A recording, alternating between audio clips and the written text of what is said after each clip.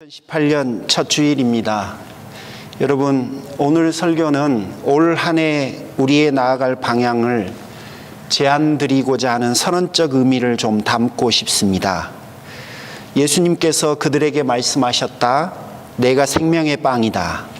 내게로 오는 사람은 결코 줄이지 않을 것이요 나를 믿는 사람은 다시는 목마르지 않을 것이다. 여러분, 본문에 나오는 빵이라고 번역된 헬라어 아르토스라고 하는 단어는 대다수의 영어 성경은 빵이라고 번역되어 있습니다. 우리말 성경 중에 개역 개정판은 떡으로 번역되어 있고 우리가 사용하는 새 번역은 빵이라고 되어 있습니다. 여러분, 떡이라고 하면 약간의 그 간식 같은 느낌이 들고요.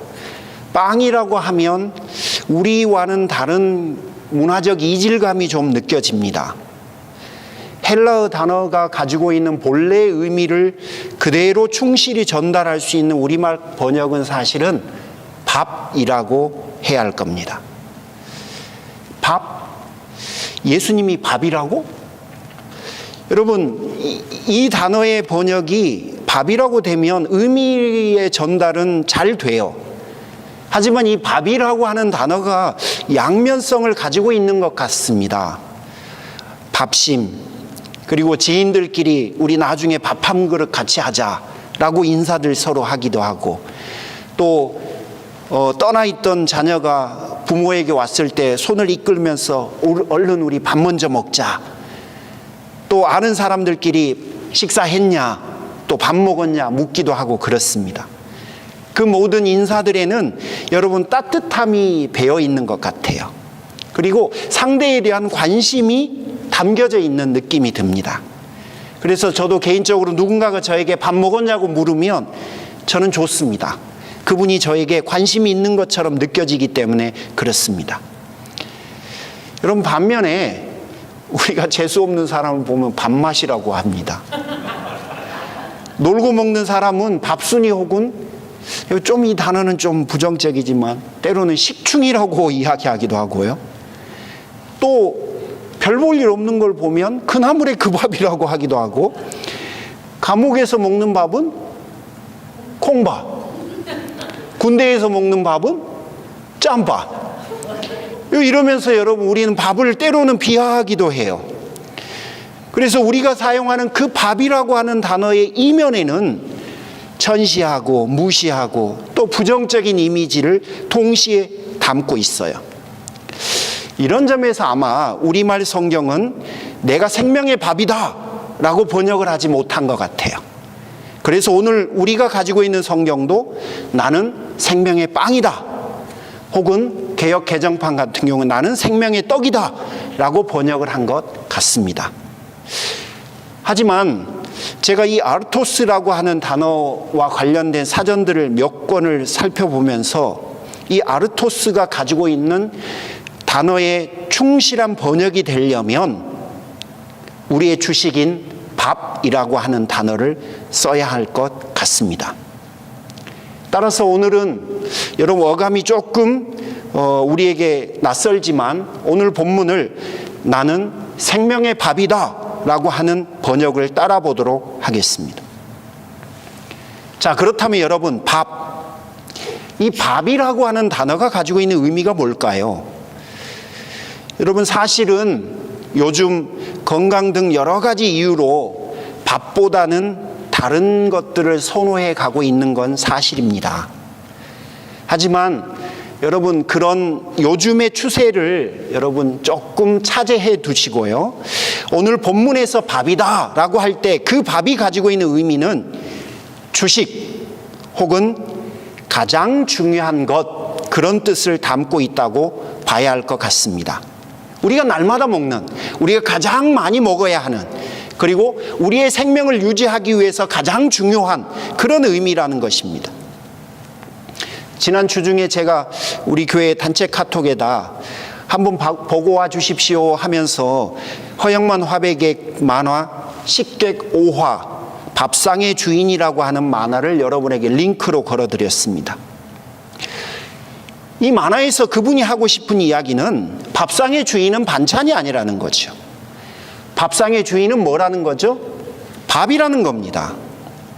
밥상에서 가장 중요한 거는 밥이라는 거예요.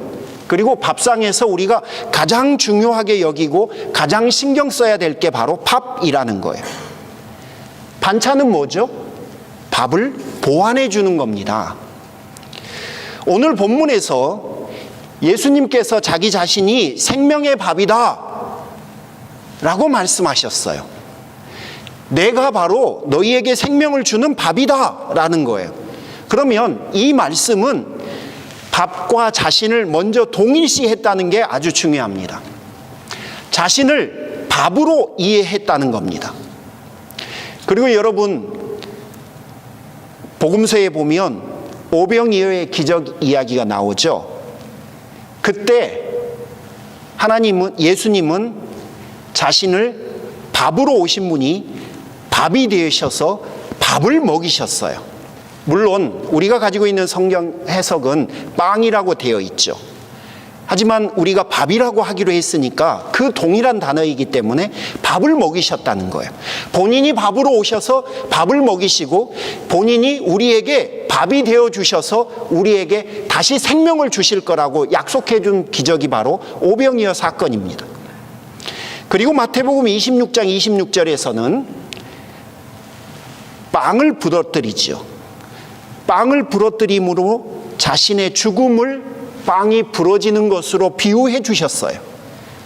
즉 자신의 죽으심으로 우리에게 생명이 주어짐을 설명해 주신 겁니다. 동시에 사도행전 4장 12절에서는 이 예수 밖에는 다른 아무에게도 구원이 없습니다. 사람들에게 주신 이름 가운데 우리가 의지하여 구원을 얻어야 할 이름은 하늘 아래 이 이름밖에 다른 이름이 없습니다.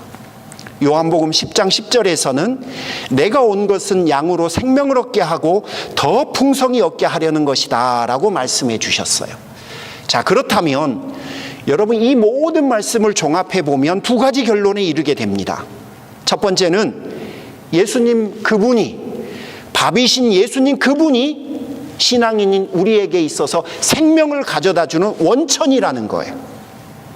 두 번째는 예수님 그분이 우리의 생명을 살리시는 유일무이한 길이시기 때문에 성도들은 예수님 그분으로 인해서 생명을 다시 얻게 되었다는 것입니다. 따라서 예수님께서 우리의 생명을 살리시는 밥이십니다. 여기서 여러분과 진지한 논의가 하나 필요해 보입니다. 예수님께서 생명이신 것은 이해합니다. 알겠어요. 그런데 그거는 예수님의 생명이지 내 생명은 아니잖아요. 우리가 익히 들어 알고 있는 바에 따르면 하나님 앞에 우리는 죄인이었습니다. 진노의 자식으로 심판을 기다리던 존재였습니다. 그런 우리가 하나님의 자녀라는 특별한 존재가 되고 그것도 하나님께 완전하게 받아들여졌습니다. 사실 이 이야기는 받아들이기 어려운 주장입니다. 여러분 한번 생각해 보십시오. 진노의 자녀가 심판을 받아야 할 대상이 하나님의 아들이 되었다는 겁니다. 여러분 어떻게 이런 일이 가능합니까? 우리가 한 일이 아무것도 없는데요. 그냥 예수님이 그 일을 했고 우리는 그렇게 되었다는 거예요. 그 중간에 있는 징검다리가 생략된 듯한 그런 느낌이 들어요. 그분이 생명이시고 그분이 생명의 밥인 건 알겠어요. 그런데 그분이 우리에게 생명을 주셨고 우리가 그분의 생명의 밥을 먹음으로 우리가 다시 하나님의 자녀가 되는데 그 중간에 있는 과정, 그 과정이 어떻게 비롯됐느냐, 이게 퀘션이라는 거예요. 에베소서 2장 6절에서 답을 찾아보고 싶습니다. 에베소서 2장 6절이 우리에게 이렇게 소개를 합니다. 하나님께서 그리스도 예수 안에서 우리를 그분과 함께 살리시고 하늘에 함께 앉게 하셨습니다. 이 말씀을 풀어보면 이런 뜻이에요. 허물과 죄로 죽었던 우리를 그리스도 예수 안에서 그리스도와 함께 살려주셨고 세상의 풍조를 따르고 따르며 살아갔던 우리를 그리스도 예수 안에서 그리스도와 함께 일으키셨고, 진노의 자식이었던 우리를 그리스도 예수 안에서 그리스도와 함께 하늘에 앉게 하셨다라는 이야기입니다. 여기서 반복적으로 제가 두 가지 단어를 3번 반복을 했는데요. 첫 번째 단어가 예수 안에서란 단어입니다. 두 번째 단어가 그분과 함께라는 겁니다. 예수 안에서 예수와 함께 그런 일이 벌어졌다는 거예요. 이 말은 이런 의미겠죠. 우리는 실제로 살아난 적이 없어요. 하지만 하나님께서 예수님을 살리셨을 때 우리를 함께 하나님께서 살리셨다는 거예요. 우리는 실제로 부활한 적이 없어요. 하지만 하나님께서 예수님을 부활시키셨을 때 우리를 함께 부활시키기로 작정하셨다는 거예요. 우리가 실제로 승천해서 하늘 보좌에 앉은 적이 한 번도 없습니다. 하지만 하나님께서 예수님을 보좌에 앉히셨을 때 우리도 함께 보좌에 앉히시겠다고 하셨다는 거예요. 실제로는 예수님에게 다 일어난 일이에요. 하지만 하나님께서는 우리의 구원을 위해서 예수님에게 대신 행하셨던 것이므로 그 일들이, 예수님에게 일어난 일들이 실상은 우리에게 일어날 일이라는 겁니다. 이게 뭐냐면 어려운 말로 그리스도와 함께라는 말이에요. 예수님과 함께, 예수님과 함께. 그분이 하셨으니까 그분이 하실 때 우리도 더불어서 그런 일들이 우리 안에서 이루어져 버렸다는 겁니다. 이것을 믿는 것을 믿음이라고 합니다. 그리고 너희에게 그 믿음이 있을 때 너희에게 실제로 그 일이 일어났다라고 성경은 선언합니다. 여러분, 정말로 놀랍지 않습니까? 나는 해본 적도 없고 나는 한 적도 없고 나는 경험한 적도 없는데 예수님이 행하심으로 우리에게 그 똑같은 일들이 이루어져 버렸다는 거예요. 그러므로 우리의 성도됨은 예수님을 떠나서는 이루어질 수가 없습니다. 여러분, 밥상의 주인이 밥이잖아요. 성도들의 주인과 성도들의 관심은 오직 예수님이어야만 하는 이유가 여기에 있는 겁니다. 또 한 번 놀라셔야 됩니다. 예수님을 주인으로 삼는 성도들에게는 또 다른 놀라운 일들이 펼쳐지는데요. 성령의 능력으로 예수님을 부활시키셨잖아요. 동일하게 성령의 능력이 예수님에게 주어져요. 그런데 그거 아십니까? 그 예수님의 능력이 우리에게도 주어졌습니다. 마태복음 28장 16절에 18절이 간접 본문 같은데요.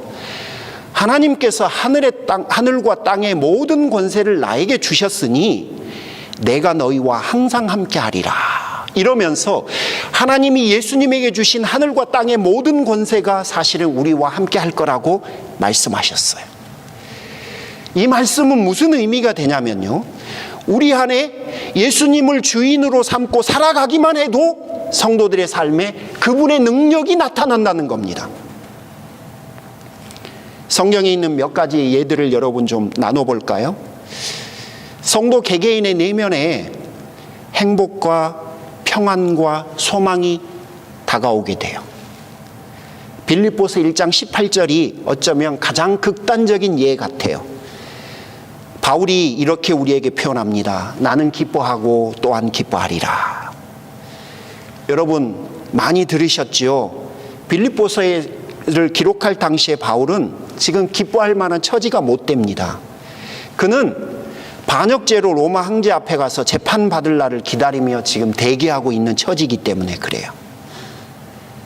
기독교인들이 예수님을 주로 고백했는데 이 주라고 하는 헬라어 단어가 퀴리오스 혹은 쿠리오스, 그렇게 발음을 합니다. 그런데 로마 황제도 퀴리오스라고 칭을 했어요. 그러니까 로마 황제를 칭하는 단어와 예수님을 칭하고 있는 헬라어 단어가 똑같은 거예요. 그러다 보니까 기독교인들을 오해하기 시작해요. 저 사람들은 로마 황제를 주로 섬기는 게 아니라 예수라고 하는 사람을 황제로 섬긴다는 오해가 발생하게 돼요. 바울이 마음을 먹어요. 이 오해를 풀어야겠다고 마음을 먹습니다. 그래서 본인에게 있는 로마의 시민권, 그걸 가지고 감옥에서 풀려날 수도 있었는데 감옥에 풀려나는 대신에 내가 황제 앞에 가서 재판을 받게 해달라라고 하는 요청을 합니다. 여러분, 우리가 아는 바대로 사도행전들은 그 요청에 의해서 바울이 로마로 가는 여정에서 끝이 납니다. 그리고 여러분이 아시는 대로 빌립보서는 그 로마 황제 앞에 가서 재판을 받을 날, 즉 기독교인들에 대한 오해를 풀 날을 기다리면서 2년 동안 가택연금을 당하는데 결국 황제를 만나지 못하고 바울은 풀려나게 됩니다.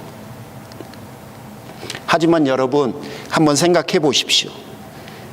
병원 침대 위에만 누워도 괜히 달라지는 게, 울적해지고 힘들어지는 게 사람의 마음 아닙니까? 그런데 지금 바울은 반역죄라고 하는 죄목을 가지고 황제 앞에 가서 재판을 받아야 될 처지인 거예요. 그런 사람이 빌립보서 1장 18절에서 나는 기쁘고 또한 기뻐하노라 라고 하는 이야기를 하고 있어요. 여러분, 이게 좀채 이해할 수 없는 이야기잖아요. 어떻게 이럴 수 있냐는 거예요. 여러분, 맹장수술을 위해서도요, 병원 침대 위에 올라가 보세요. 정말 감당이 안 돼요. 그런데 그 와중에 그에게는 기쁨과 평화가 있었다는 거예요. 이유가 뭘까요? 그게 주님을 주인으로 섬기며 살아갔기 때문이라는 거예요. 유명한 구절이죠. 갈라디아서 2장 20절. 이제는 내가 사는 것이 아니요 오직 내 안에 그리스도께서 사는 것이다.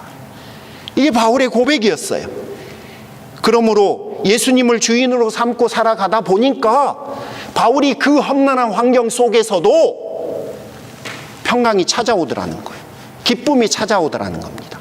그 기쁨과 그 평강이 사람이 얻는 것이 아니라 예수님을 주인으로 삼다 보니까 내 안에 계신 그분께서 우리에게 주시는 능력이라는 겁니다. 두 번째는요, 예수님의 능력이 세상을 변화시키는 영향력들로 나타나기 시작했어요. 사도행전 2장 45절과 4장 32절 37절에 보면 그 당시 공동체 안에 굶주리는 사람들이 생겼어요. 성도들이 자신의 재산을 나누기 시작합니다. 그러자 그 모습을 보고 자극을 받은 이 사람 저 사람이 동참을 하기 시작해요. 그리고 그 공동체 안에는 서로를 보살피고 서로를 염려해주고 걱정해주고 도와주는 은혜의 물결들이 일렁이기 시작해요. 여러분, 그게 그 공동체 내부에만 있었던 일이 아니라 그런 일들이 점점 많은 사회에 영향을 미치는 거예요. 그런데 그 영향을 믿지 않는 사람들 입장에서 보면 기존의 가치관과는 굉장히 상반되는 거거든요.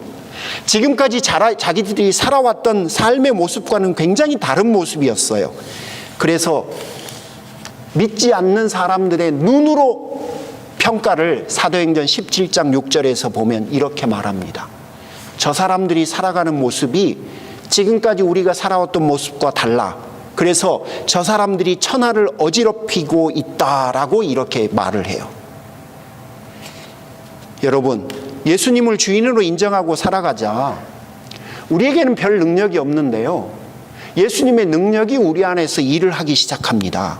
그러니 세상 사람들이 감당하지 못하고 세상을 놀라게 하는 영향력들이 그들에게 나타났다는 겁니다.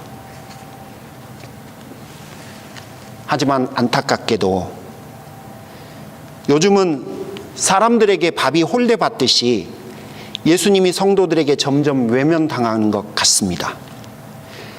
점점 구속으로 밀려가고 있는 느낌이 듭니다. 이동훈 목사님의 책에 나온 이야기인데요, 주일 아침이 되어서 엄마가 주일학교에 다니는 유치부 꼬마 아들에게 헌금을 줍니다. 우리 예쁜 아들, 엄마가 동전 몇 개 줬지? 2개지? 1개는 교회 가서 하나님 앞에 헌금하고 1개는 너가 교회 가기 전에 사 먹고 싶은 거 꼭 사 먹어. 엄마는 아들에게 돈을 주면서 꼭꼭 다짐을 해줍니다.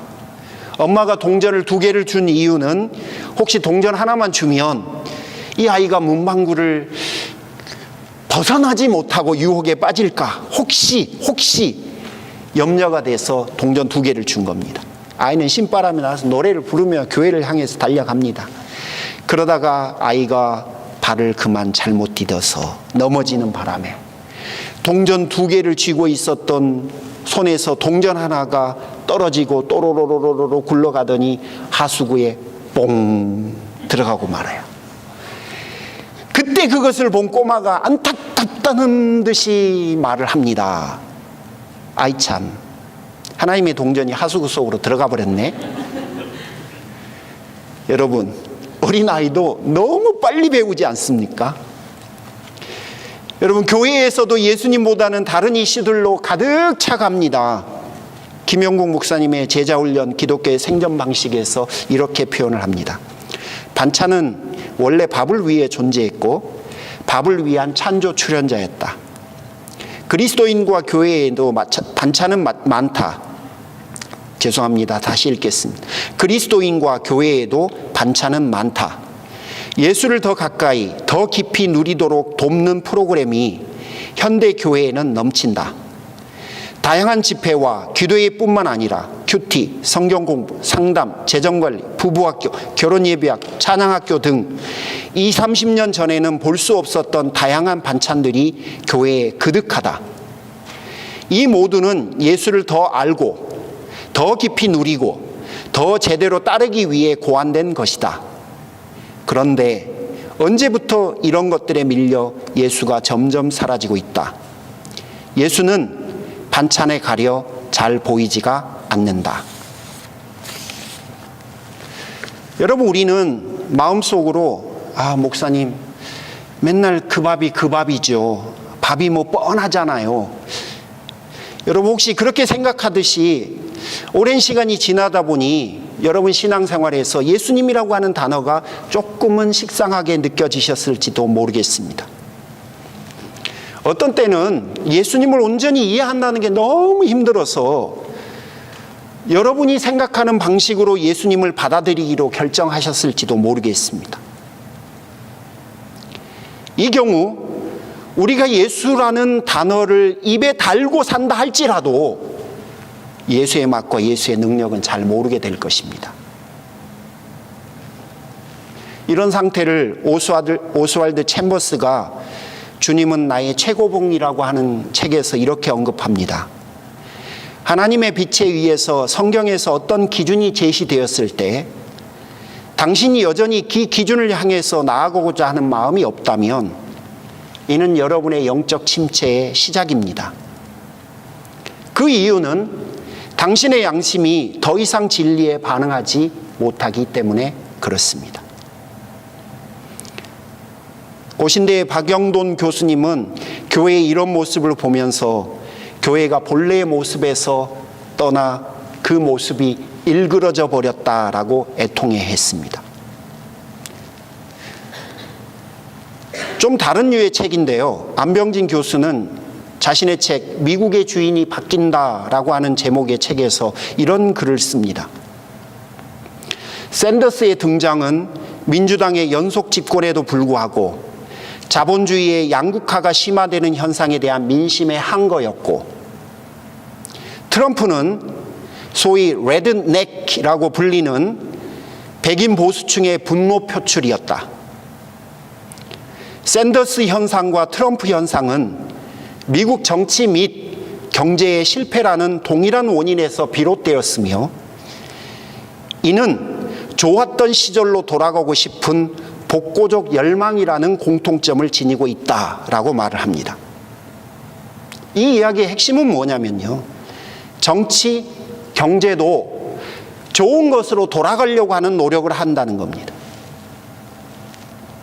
여러분, 제가 이 글을 읽으면서 우리 신앙도 그래야 되지 않나라는 생각이 들었습니다.